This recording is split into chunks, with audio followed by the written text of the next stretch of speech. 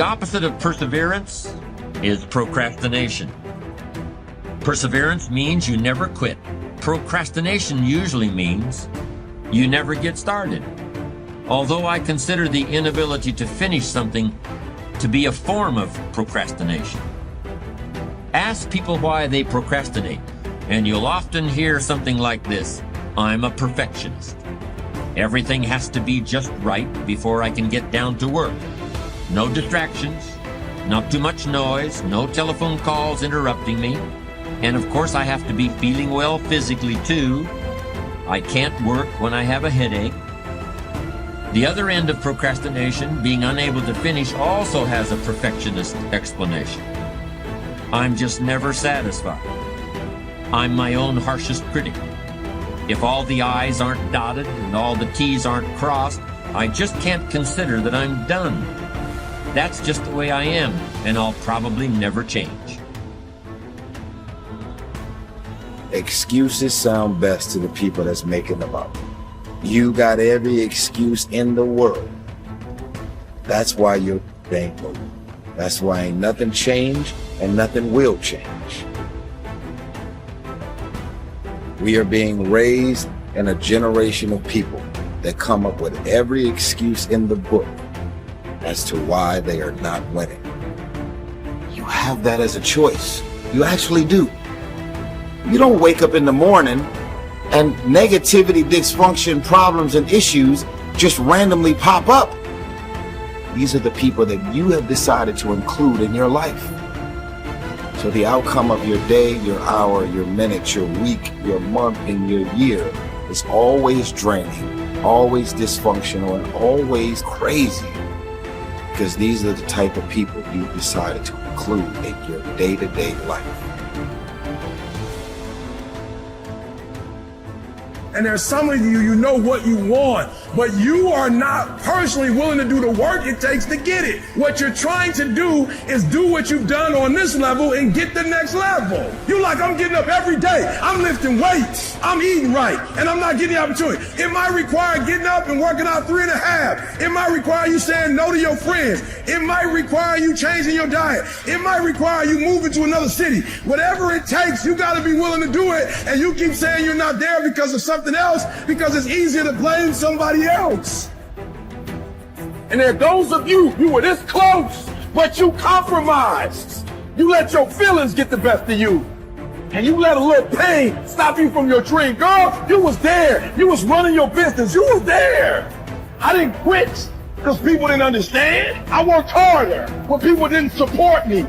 You better grind, because if you don't, you'll be stuck at that adversity for the rest of your life. You grown, you got ideas, you got talent, you got gifts. Stop shrinking down, stop minimizing yourself. Take the risk on you. Take the risk on you. You owe you. No more excuses. No more, I'll start tomorrow. No more, just this once. No more accepting the shortfalls of my own will. No more taking the easy road. No more waiting for the perfect moment, and no more indecision, and no more lies. No more weakness. Now is the time for strength. And through strength, and through will, and through unwavering discipline, I will become who I want to be.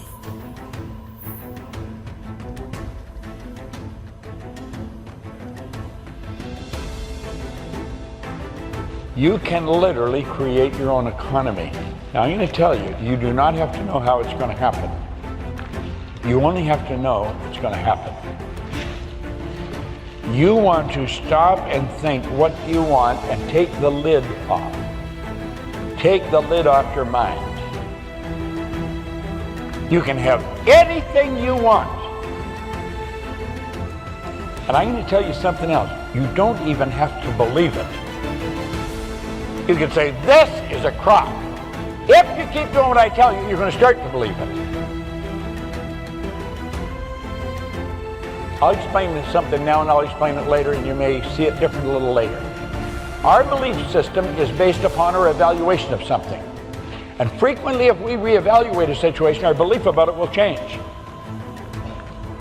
Now, I've been studying the Bible, I've studied various religions. There's only a half a dozen, so it's not too difficult. I had studied all kinds of books on personal development that you could find. And every one of them kept saying, you got to believe. And I'm thinking, how do you believe? Somebody says, you got to believe it. Well, how do you believe? That's a pretty good question, isn't it? How do you believe? Most people can't answer that. But they know if you don't believe it ain't going to happen. You got to believe it. And if you don't, you show it in everything you do. You got to believe it.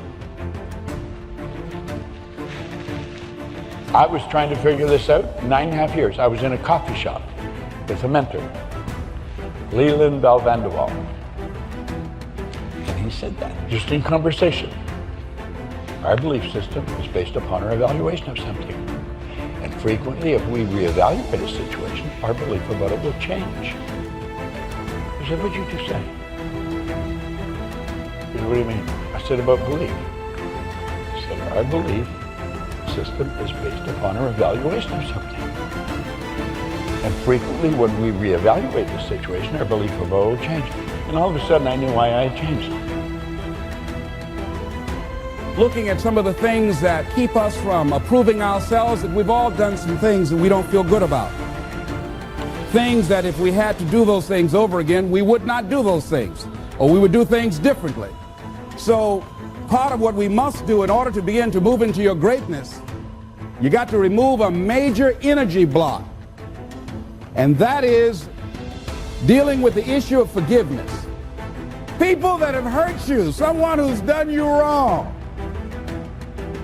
Make a list, and things that you have done that you feel bad about, that you regret. Make a list.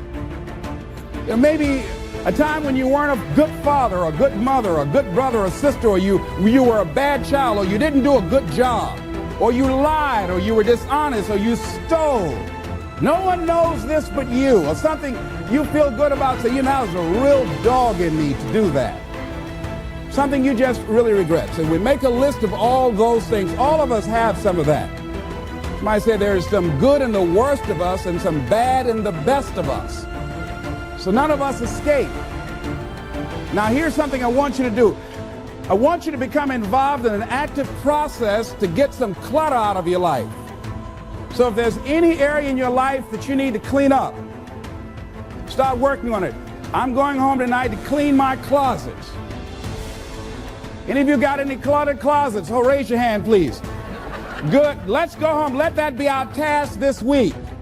See, the first law of the universe is order. Go home and clean the closet out. Get the clutter out. Start letting some of this junk go to make some room for something else. Do that with people. There's some people who's cluttering up your life. They serve no purpose whatsoever. They're just holding and occupying a space that somebody useful, positive, nurturing, and contributing could be holding that space. You don't even have time to look to see what else is out there because you all have all of these people surrounding you that's not enabling you to grow. So look at what is it I need to get out of my life. Just start cleaning this stuff out. Getting the drawers together, your dresser drawer, just getting stuff together. Just get them together. Maybe your car, I got to clean my car too. Got a lot of stuff in there. I live in my car, Can't put anything in my trunk. I got all kind of little things back there.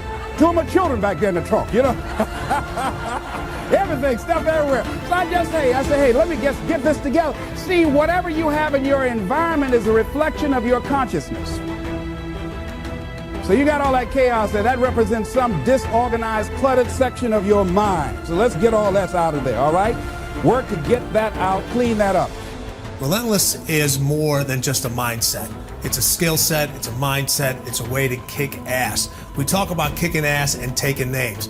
Well, when you're relentless, you've kicked so much ass, you can't remember all the names because it becomes irrelevant. The name that they remember is your name. That's what relentless is being about. It's not about others, it's about yourself. It's about taking yourself to a level that only few people can achieve. The mindset is completely different. It's learning to step on their throat. It's about killing the competition. Your fiercest competitors are cutthroat individuals. All they want to do is win. And they want to win over and over again. It's not just a one-time thing. Success is repeated many, many times. You can have a skill set to do a lot of things. Okay, you can train, you can read a manual, you can do all these different things, but a skill set only works if you have that mindset.